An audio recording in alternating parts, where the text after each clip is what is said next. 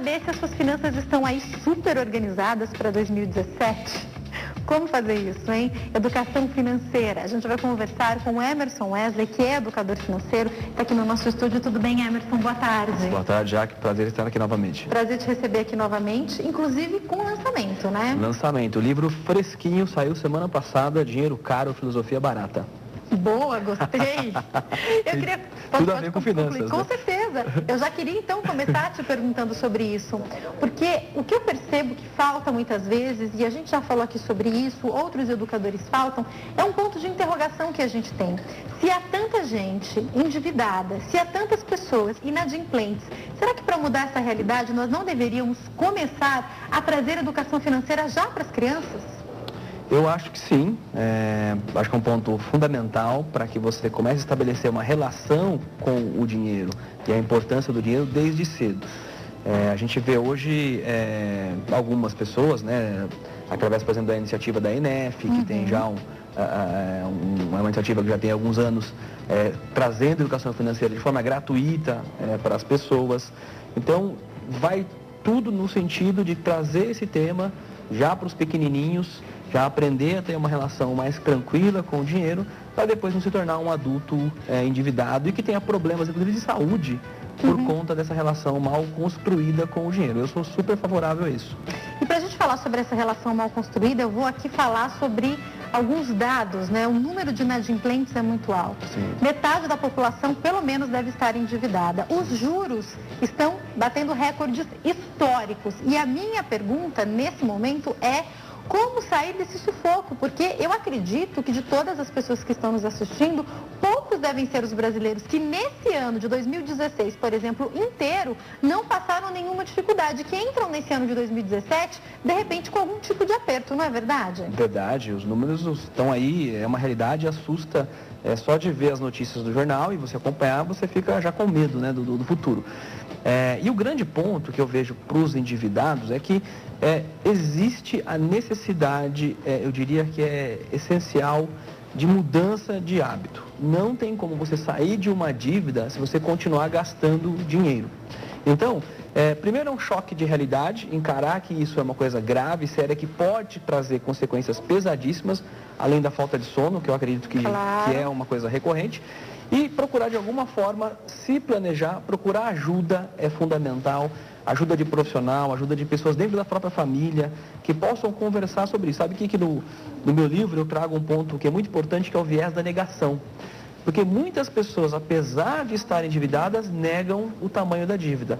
Esconde o boleto, chega a dívida debaixo da porta, a pessoa rasga, não deixa ninguém ver. Então, se você não assume isso como sendo um problema, fica muito difícil você tratá-lo. Então, o primeiro ponto é isso.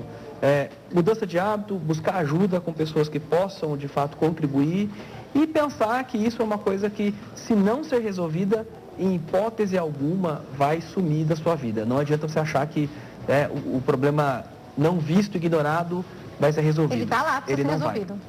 Essa é uma das dificuldades que talvez a gente tenha. Eu queria que você falasse para nós, porque encarar a realidade não é a coisa mais fácil do mundo. Sim. Num país com pelo menos 12 milhões de pessoas desempregadas, 20 milhões de pessoas subutilizadas, de acordo com uma das últimas pesquisas. Sim. A minha pergunta é: a impressão que dá é que é muito mais fácil tapar o sol com a peneira, fingir que está tudo bem, que eu vou viver bem aqui com seguro-desemprego por um tempo, que daqui a pouquinho eu encontro alguma... Eu vou até viajar, daqui a pouco eu dou um jeito. Sim. Não, a gente tem que encarar as coisas de frente, né? Tem que encarar as coisas de frente. O que não é fácil. Não é fácil. E você vê que realmente, falo do comportamento, as atitudes referendam que a pessoa não está assumindo aquele compromisso de resolver o seu problema no dia a dia. Exatamente por isso. Olha, eu perdi o emprego, estou endividado, mas segunda-feira eu vejo isso, esse fim de semana eu quero fazer um churrasco. Tudo bem, você pode gastar pouco dinheiro no churrasco, mas é um pouco que vai agravar mais a sua situação. Então eu não tenho que fazer churrasco sem ficar em casa chorando? Olha, talvez não precisa ficar chorando, mas fazer churrasco não vai ajudar você a resolver o seu problema financeiro. Então, usa esse tempo para procurar uma ajuda, né? A gente tem uma coisa também que é a crença no autocontrole futuro, né? Amanhã vai ficar melhor, ano que vem será melhor, ano que vem eu vou vender mais, vou ter um outro emprego, então vou resolver. Se você não começar a construir esse amanhã, hoje, agora, ele não será construído. E, portanto, o ano que vem será uma repetição do que está acontecendo agora. Pensar positivo é ótimo, mas você tem que ter ações a partir desse pensamento, sem né? dúvida. Porque como eu estava até falando agora há pouco na palavra, não é porque Deus ele dá promessas que as coisas vão cair do céu. Para qualquer área da nossa vida, a gente tem que ir atrás, né? Exatamente. Você tem essa expectativa de um futuro melhor, é importante. Porque quando você acredita que o futuro é bom, você trabalha melhor no presente, você olha para aquele futuro e acha que vai ser bom. Mas se você não agir, de forma alguma ele vai acontecer, né? Isso pode estar acontecendo, por exemplo, com pequenas empresas. Inclusive, de novo, esse ano bateu recorde, né, de abertura de empresas. Sim. E a minha pergunta é, a empresa está ali, caminhando para dar errado, caminhando para quebrar. E eu estou falando aqui de pequenos empresários que estejam nos assistindo, ou as esposas, os maridos estão assistindo, de pessoas que têm empresas. E aí, de novo, a pessoa ali, tapando o sol com a peneira. Não, ano que vem, 2017, 2018, tudo vai mudar, a economia do país muda e daí eu melhoro. Não tem que encarar até a situação de frente? Tem que encarar. Você vê, por exemplo, você fala aí de recorde de abertura de empresas, muitas dessas aberturas de empresas são porque as pessoas perderam o emprego. Então, perdeu o emprego, pegou o dinheirinho que recebeu, o dinheiro, abriu uma empresa. Agora, a pergunta é, será que você está abrindo o melhor negócio? Será que você não está, por exemplo, olha, agora é meu momento, né? Peguei a rescisão da empresa, agora eu vou ser livre, vou fazer o que eu quero, vou fazer da minha paixão o meu negócio. Isso é um risco enorme, porque quando você fala paixão é o que eu gosto, talvez você não está observando alguns pontos importantes que podem fazer com que esse plano não se materialize na realidade. Eu fico cego pelaquela, né? Eu sou casado, posso falar isso tranquilamente, né? Quando você ama, você não enxerga alguns defeitos. E o negócio é a mesma coisa, você adora aquela ideia, aquele produto é maravilhoso, talvez só para você, talvez para o mercado não seja. E aí é um perigo você entrar com o seu capital, que foi adquirido ao longo de uma carreira dentro de uma organização, você coloca esse capital num negócio que não dá certo. Aí você vai ter dois problemas ao invés de um só hoje, que é o desemprego. Então precisa ter muita cautela, precisa fazer um exame muito sério das próprias emoções, dessas paixões cegas, e tentar ser o mais racional possível. Eu acho que a gente não é racional na maioria do tempo, a gente é regido pela emoção. Aliás, uma frase, né, que a razão é escrava da emoção. Então, quer dizer, você fica o tempo todo sendo escravizado pelas suas paixões, seus gostos. E isso que muitas vezes te leva para o endividamento. Sabe que nesse número que você fala do endividamento brasileiro, eu escrevi um texto, está no meu blog, quando você abre os motivos do endividamento, são por questões assim muito poucas. Por exemplo? Por exemplo, TV a cabo, celular, internet. São coisas com as quais a gente viveria sem, digamos assim, né? E poderia, de uma forma mais racional, racionalizar o uso. Eu não estou dizendo que as pessoas não tenham que ter isso, mas tem que ter prudência no uso. Eu vou até dividir algumas experiências com os telespectadores. TV a cabo é algo com o qual a gente gasta realmente muito dinheiro. Outro dia eu conversei com meu marido, a gente estava vendo quanto a gente gasta. Eu falei, peraí, vamos pegar todos os canais, esse eu não assisto, esse eu não assisto, esse eu não assisto, esse eu não assisto. Aí você tem, de repente, eu não estou aqui fazendo propaganda, mas você tem como pagar muito menos para de repente ter acesso a várias séries, a vários filmes. Será que não vale a pena você diminuir essa TV a cabo, para daí você colocar de repente um outro tipo de programa que você possa ali acessar a hora que você quiser, num momento específico que você for assistir um filme? Porque a gente fica pouco em casa e gasta muito com TV a cabo. E gasta muito, e isso é uma questão também, a gente é, por natureza, um ser social. Então, muitas vezes, a pessoa fala o seguinte, olha, eu tenho um pacote XYZ Premium da TV a cabo. Ele não vê 5 canais, ele vê 3 e ele tem um pacote de 400 canais. Faz sentido isso? Não faz o menor sentido. Ele pode reduzir esse plano. Mas muitas vezes ele não toma essa decisão porque ele fala o seguinte, mas quando meu cunhado vier em casa, como é que eu vou dizer para ele que eu não tenho... Assim, quando as crianças vierem, elas vão assistir o quê? Se eu cortar os desenhos? Exatamente. Né? Como é que eu vou dizer para ele que meu canal é o básico? E isso se expande para várias coisas. Nossa, como é que eu vou dizer para o fulano que eu não ando mais com esse carro dessa marca Aí desse você está ano? falando também do que a gente faz, muitas vezes, para os outros, que na verdade nem amam a gente. Exatamente. Nem, quem gosta da gente não está nem aí para o tipo de carro que a gente tem ou se a gente está a pé de carro, Isso mesmo. Então essa necessidade humana de pertencer, de ser social, nos leva muitas vezes a tomar decisões financeiras equivocadas e prejudiciais a nós mesmos, porque a gente quer se equilibrar com o grupo. Então, isso é um fator assim, muito grande no endividamento das pessoas. Então, olhar um pouco mais, né? Olhar de onde está vindo as minhas dívidas, por que que eu entrei nessa situação, qual o momento que despertou a vontade de comprar aquilo e aquilo me endividou, aquilo faz sentido na minha vida ainda? Então você tem que fazer esse exame sempre, porque senão você vai resolver um problema hoje e vai continuar gastando e amanhã você vai ter outro problema. A gente está em dezembro e todo ano a gente tem o papo, né? O que fazer com o 13º? As pessoas dizem, olha, pague as dívidas. Só que são dívidas que você pagou ano passado, pagou ano retrasado, né? Foi sempre uma constante na sua vida isso. Será que não está na hora de você pensar que, poxa vida, eu quero ter um dezembro de 2017 diferente do de 2016? E para ser diferente, eu preciso tomar algumas atitudes e buscar alguns conhecimentos em 2017 que me evitem ter o mesmo problema que sempre acompanhou a minha vida. Uhum. Vamos falar um pouquinho sobre relação com o dinheiro, Tá. que é caro, como você falou, né? Sim. De um modo geral, você consegue constatar, é totalmente particular ou o brasileiro tem algo em comum quando a gente fala sobre relação com o dinheiro? Eu acho que não, pode ter a questão cultural, pode influenciar de alguma forma. Você vê, por exemplo, pegar um exemplo aqui, os países nórdicos. Quando você está lá, você vê que as pessoas, elas têm um bem-estar social praticamente que o governo fornece, mas a taxa de imposto de renda é gigantesca, por isso que eles têm. Então eles têm uma educação que eu acho que eles conseguem ver o dinheiro muito mais como um aliado do que como um inimigo ou como algo que eu preciso conquistá-lo a qualquer preço. Porque, por exemplo, o cara tem o hábito de frequentar um parque público. Frequentar um parque público não te custa dinheiro. A gente quer fazer o quê? A gente quer ir no shopping, né? E shopping custa estacionamento, você vai ver lojas, você vai querer comprar. Então, eu acho que a nossa educação nos levou, sim, para uma relação de muito dependência do dinheiro. E a gente é um país maravilhoso, com praias, né, com parques, com uma natureza exuberante. E a gente aproveita pouco isso, porque a gente troca os nossos hábitos de lazer por questões que precisam gastar dinheiro, ao invés de você explorar aquilo que é gratuito, que a natureza te deu, que está aí para todo mundo. Então pode ser, agora pode ser que seja uma explicação talvez só econômica, porque nós estamos aí há 500 anos com um problema de desigualdade social, né, os países nórdicos resolveram isso há muito mais tempo. Pode ser também um aspecto de uma falta de talvez de uma educação mais básica, no sentido não da educação daquela da escola, a educação para a vida, da formação do caráter, da moral, de você pensar que a vida é muito mais do que aquisições materiais. A criança hoje, quando ela está vendo televisão, ela está sendo bombardeada o tempo todo para consumir alguma coisa. Será que isso é saudável? Será que isso faz bem? Até que ponto essa relação é saudável? Então, eu acho que a gente pode ter por questões econômicas e sociais e questões históricas, culturais, sim, que nos dão uma impressão de que ter sucesso na vida é acumular o máximo de dinheiro possível. Eu só vou conseguir acessar algumas pessoas importantes se eu tiver uma conta bancária recheada. Eu só vou poder ter de fato lazer se eu puder viajar para fora do país e aí gastar dinheiro. Então você vai atrelando ao dinheiro coisas que não necessariamente são verdadeiras. Você fala algo que me chama a atenção, porque eu já vi várias mães comentando que quando elas vão a algum lugar com os filhos pequenininhos, que pedem para comprar alguma coisa, e a mãe fala, não tenho dinheiro, a criança responde, passa o cartão. Não sabe o valor do dinheiro e vai crescer, muitas vezes, sem saber o valor do dinheiro, né? Exatamente. Aliás, cartão de crédito é um perigo na mão de quem não tem a responsabilidade para lidar com o dinheiro. Por quê?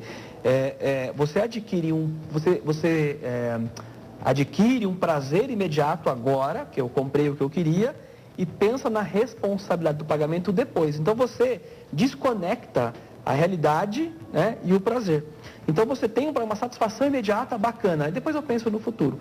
Então o cartão de crédito e é por isso que existe, né, e por isso que as pessoas ofertam tanto, ele é um crédito pré-aprovado. Então quando você vai fazer uma compra, você não precisa mais levar o seu olerite e saber se você tem uma renda ou não.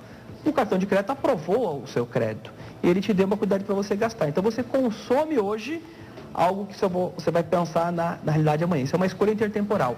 Eu escolho ter prazer agora e a dor vem depois quando vier a fatura. Porque você nem sente, que parece que você não está gastando dinheiro, né? Você está passando crédito. Exatamente. Eu queria agora te perguntar justamente sobre o planejamento, e eu estou pensando aqui em famílias. Eu sei que alguns vivem sozinhos, talvez sejam solteiros, mas boa parte das pessoas vivem em família. Na hora de fazer a projeção para se organizar em 2017, a família inteira tem que estar presente.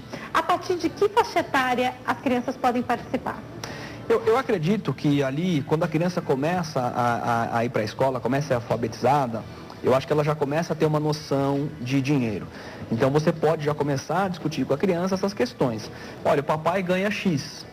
Com X, o papai consegue fazer isso, isso, isso, isso. O papai não consegue fazer essas outras coisas porque não cabem no que o papai ganha. Então, ou que a mamãe ganha. Eu acho que é importante você ir mostrando para a criança que tem um limite.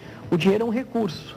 E por ser recurso, ele tem a sua escassez. É como o tempo. Você abriu o programa hoje falando do tempo. Tem tempo para tudo. O tempo, se você for cronometrá-lo, são 24 horas por dia. Nessas 24 horas por dia, você tem que fazer várias coisas. Então você tem que racionar. Porque você não tem todo o tempo do mundo para fazer o que você quer fazer. Tem que encaixar dentro da agenda. Portanto, um recurso limitado. E o dinheiro é a mesma coisa. Se eu ganho X, eu tenho que viver de acordo com este X. Não tem como eu querer uma vida melhor gastando mais do que o X, porque eu vou ter um problema. Eu vou começar a ter dívidas. Então eu preciso aprender a lidar com os recursos que eu tenho. Aliás, um dos grandes problemas é que as necessidades são infinitas, os desejos são infinitos, os recursos é que são escassos. Eu queria fazer várias coisas, mas eu só tenho 24 horas no dia. Eu queria comprar várias coisas, mas eu só ganho aquele dinheiro que eu ganho no mês. Então, esse descasamento da necessidade com o recurso é um problema pro ser humano. Porque a gente tem que aprender a lidar com a frustração de não conseguir ter tudo que a gente gostaria de ter. Isso também é aplicável ao dinheiro, aplicável ao tempo, aplicável às relações, aplicável a tudo. Temos que aprender a lidar com a frustração. Inclusive a frustração, quando você vai buscar em Freud, Freud fala do princípio do prazer e princípio da realidade. Quando o prazer é muito maior que a realidade, vem a frustração. Só que a frustração é o que nos ensina como é a vida. É o que nos faz crescer. Real, como eu brinco às vezes. É o que nos dá musculação psíquica para encarar a vida de forma clara, serena, tranquila. Né? Existe crescimento, existe aprendizagem quando você sofre. Então, muitas vezes, porque a gente fala tanto e traz tantos pedagogos aqui para falar sobre limites, sobre falar não para o seu filho às vezes, porque se a gente não fizer isso em casa com os filhos, os sobrinhos, os netos, você pode ter certeza que a vida vai ensinar. Vai ensinar de uma forma muito dura, mais frustrante, muito né? mais frustrante. Porque depois essa criança chega na empresa para trabalhar e ela acha que ela pode fazer tudo, porque ela nunca teve limites. E ela começa a se frustrar, fala, nossa, mas eu não vou ser gerente amanhã, nossa, mas eu não vou ganhar uma promoção, não, mas eu queria viajar. E você vai ver que a realidade vai te ensinar que você tem muito mais necessidades e desejos do que recursos para satisfazê-las. Como é que a gente faz esse planejamento? Papel e caneta, faz uma planilha, qual que é a dica? É fundamental, né? Eu acho que escrever consolida o pensamento. Quando você começa a colocar as coisas no papel, fica mais claro. Um exercício que eu dou aqui no livro é o seguinte: imagina que você ganhou 100 mil reais. Olha, primeira mão aqui pra gente, hein? Ganhou 100 mil reais. Agora fala o seguinte pra gente, fala 10 coisas que você compraria com esses 100 mil reais. As pessoas começam a escrever as 10 coisas. Aí eu digo o seguinte, agora coloca preço nessas coisas. Você vai ver que vai se custar muito mais do que 100 mil reais. Ou seja, contas mentais não fecham. Então você precisa escrever... Olha, você falou 100 mil reais, só o carro que eu pensei, o primeiro, assim, item, já seria mais de 100 mil. Então, aí você fala, peraí, tô viajando, então você né? tinha mais 9 itens para colocar na sua lista. Então, as contas mentais não fecham, é preciso escrever. Escrever consolida o pensamento. Um pensamento consolidado leva a uma ação prática. Então você precisa pensar quais recursos eu tenho e o que eu preciso ter na minha vida. Conta de luz, conta de água, aluguel, alimentação, tudo isso. Coloca, faz esse primeiro confronto. Está dentro do que eu tenho? Não, não está. Então você tem um problema. Já começa a pensar o que você pode reduzir para caber dentro do seu orçamento. Porque sabe, Jaque, uma das coisas que eu revelo aqui no meu livro é a fórmula para ficar rico. E a fórmula para ficar rico eu vou colocar para você aqui. Se as pessoas não quiserem ler o livro, o que eu não recomendo não fazer, porque o livro está muito bom. Mas a fórmula é o seguinte. Primeiro, gaste menos do que ganha. Essa é a regra 1. Tá? Se eu ganho 1.000, só posso gastar 999. Não posso gastar mais. A segunda regra é aumente a sua renda. Se eu ganho 1.000, o que eu consigo fazer para ganhar 1.200? Para ganhar 1.500? O que eu posso fazer para aumentar minha renda? E mantendo sempre, né, a regra 1. A regra 3 é a regra que fecha tudo. Combine a regra 1 com a regra 2.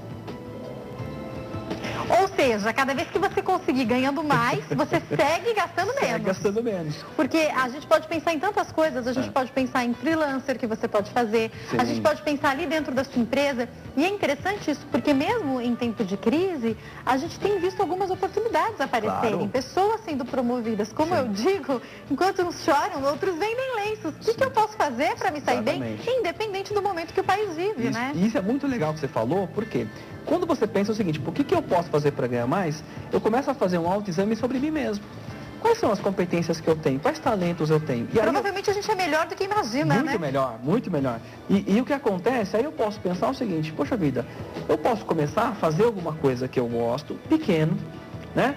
Para os meus amigos, meus vizinhos. Como artesanato, por exemplo, que a gente vai ter já. Sim, pessoal do clube, da igreja, enfim. Eu começo a testar esse modelo de negócio, que eu não tenho compromisso de vender milhões. Eu só quero ver se eu sou muito bom mesmo nisso. Começo a fazer isso. Isso com o tempo vai ganhando corpo. Você vai ganhando reputação, você vai lidando melhor, vai aprimorando a qualidade. No futuro, isso pode ser o seu negócio. Isso pode ser o seu meio de vida. E olha que diferente. Eu testei algo e aí eu fui para o empreendedorismo. Eu não me arrisquei, Não me arrisquei. É diferente daquele cara que trabalhou a vida inteira numa empresa, foi demitido, pegou o fundo de garantia e falou, agora eu vou abrir o meu negócio e vai lá e quebra. E aí por quê? Porque ele não teve essa experiência de maturação do negócio. É diferente. O que você está falando é o seguinte, tenha uma vida de forma a antecipar os problemas que você pode ter. Se planeje, né? Tenta entender o que vai acontecer daqui 1, 2, 3 meses e vai se preparando para que você não seja pego de surpresa e tenha que de uma hora para outra reinventar a sua vida. É melhor quando você tem uma vida proativa, uma vida que vai percebendo até que ponto você pode ir nas coisas. Você abriu o programa dizendo sobre o tempo, né? Há tempo para tudo. Então até quando vai durar essa boa fase que eu estou no meu emprego? Que ponto isso pode começar a declinar? Poxa, se vai começar a declinar daqui na frente, então é melhor eu começar a me precaver e fazer outras coisas, porque vai terminar, né? Tudo que tem começo, tem meio e tem fim. Eu estava falando outro dia com algumas pessoas que trabalham em salão de cabeleireiro, assim como eu conversei outro dia com um vendedor, e todos eles falaram, alguns têm salário fixo mais comissão.